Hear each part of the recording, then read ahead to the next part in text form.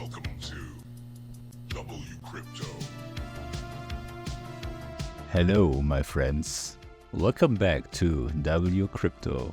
Since the last video, Bitcoin has moved above the descending trend line that had capped price since December 19th, breaking out of the range that formed after the prior all-time high in October.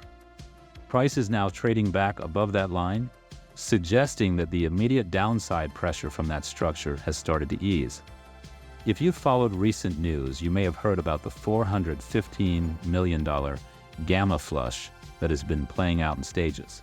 Stage 1, sometimes called the spark, completed on December 19th when roughly $128 million of gamma exposure expired, or about 21% of the total. This reduced part of the mechanical hedging pressure that had been holding price below 90,000 and aligned with the breakout above the long-running trend line.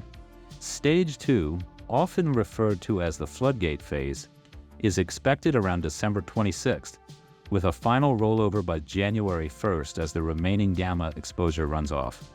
When that happens, most of the $415 million options-related gamma that has been influencing price should be gone, meaning hedgers will no longer need to lean as heavily on spot and futures to maintain neutrality. Gamma in this context describes how sensitive option positions are to changes in Bitcoin's price.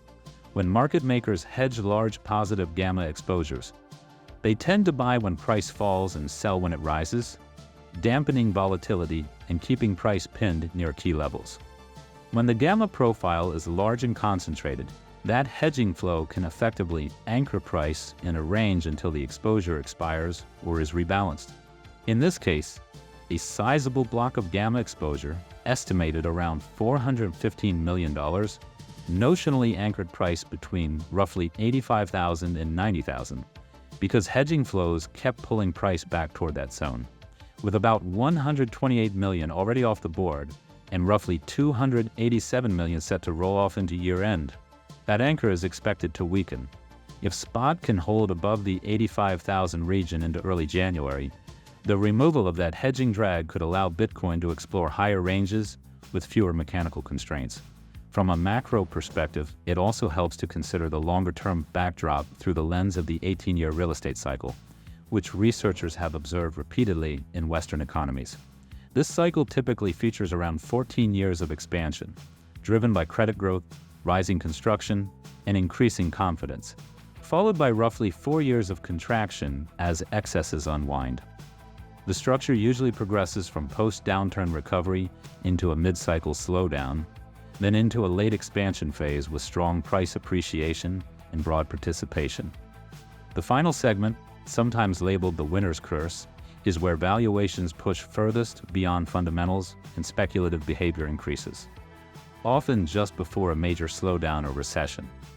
Based on this framework, many analysts map the current global cycle toward a potential peak in the mid-2020s, around 2026, followed by rising economic pressure in the years after. While this is not a precise timing tool, its historical alignment with major turning points makes it a useful context layer when evaluating risk assets like Bitcoin, which have increasingly traded in line with broader liquidity and credit conditions. Taken together, the options market mechanics around the gamma flush and the position within the broader macro cycle suggest that the coming weeks and months could be especially important. This is not about certainties, but about recognizing that both structural flows and long-term cycles are aligning in a way that may magnify whatever direction the market chooses next. I'll keep you updated. Join the free Discord for real-time insights. Thanks for leaving a comment. It really helps the channel. Click the like button if you got value from this video. Subscribe and turn on the notification bell to stay updated. And see you in the next one.